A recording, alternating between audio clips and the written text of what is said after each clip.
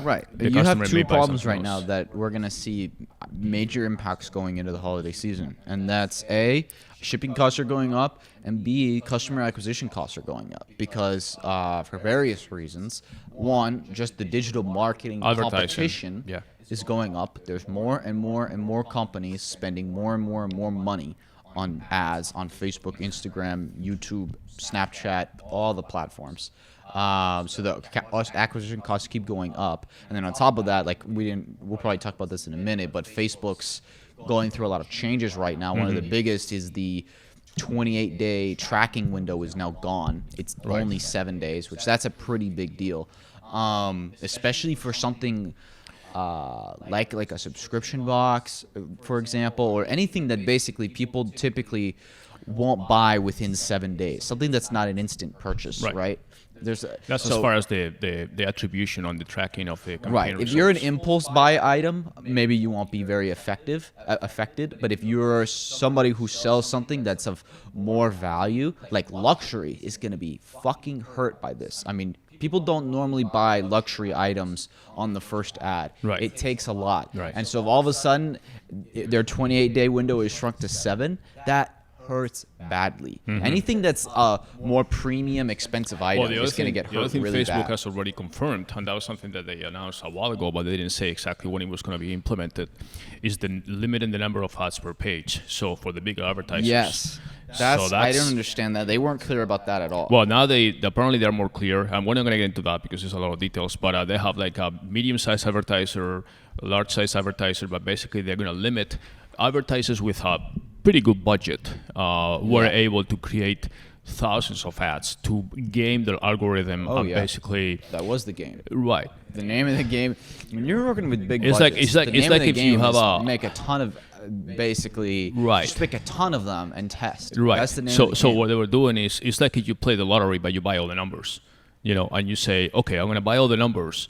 Then for sure I'm going to win. Yeah, I'm going to lose some money, but I'm going to win. And then once I know who's winning, then I'm going to better put all my money on that number. So they were gaming the algorithm to find out faster by flooding the Facebook with their ads with literally thousands of different variations of their ads.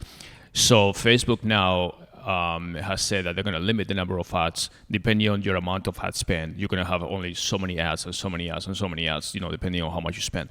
So that's also going to kind of level the playing field a little bit for the smaller advertisers. We're talking some advertisers that spend like $100,000 or $200,000. I mean, these are big spend advertisers that. The small store that is trying to spend like $2,000 or $3,000 a month obviously has nowhere to compete. You're selling something that is the same as any major advertiser, and you're spending $3,000 a month.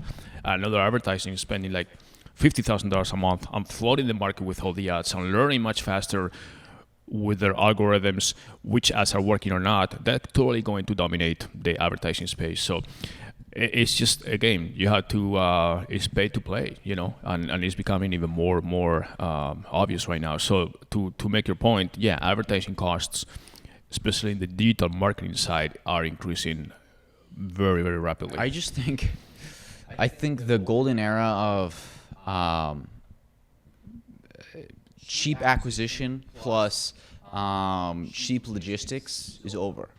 I think that companies are going to have to get smarter with their marketing. I think they're going to have to go through more channels. They're going to have to just do lots of different things. So companies are going to have to be more creative and do more unique things if they want to stand out. Plus, on top of that, most of these companies honestly are just copycat brands of each other, right? Once you have one successful company, you have 10 others that copy it. Right. So I don't have a ton of sympathy if you're just a copycat brand and now all of a sudden you had this thing that was working and things changed and you got screwed. Sorry. I mean, companies just need to be smarter, and I think that they're realizing that now. But this is when you really find out who are the truly talented people in DTC and who are the ones that were just faking it. I always say that consistency is key. I mean, you cannot just do this kind of shotgun the market and then the advertising arena that disappear. I mean, you need to constantly be there with something and researching and changing and trying and testing and modifying and doing it again. It's just a constant game. And sometimes... Yeah, but you know who's going to win when now? you do it right... You know who's going to win now?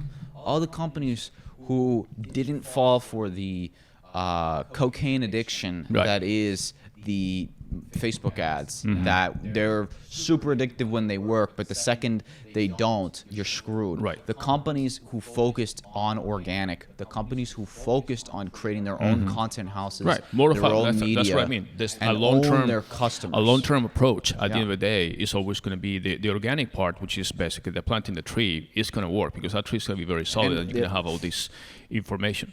The things that are going to matter much more, I think, in the next few years than did in the past are customer loyalty. So not just can you acquire a customer, but can you get a customer to continuously buy from you for multiple years? That's the true value. Yeah. 2, do you own your own audiences? Do you have some form of way of selling to your customers, to your audience, without paying for it? And basically having an actual good quality differentiated product. There's too many copycat products. There's not enough unique products out there. So those are the 3 things that matter. And it makes sense. Those are the things that always mattered. But when you have this kind of Facebook advertising bubble where you can get away with being undisciplined basically and still make money, all of a sudden that bubble popped. It's no different than like a stock market bubble, right? Yeah. You have a period of time where everybody's making money, like kind of right now, honestly, and it's like just it just keeps going up, it keeps going up, but then all these people are being undisciplined. But guess what? That's gonna come back to bite you. Right. You're going to get hit at some point, and that's what's happening to a lot of these brands. Yeah.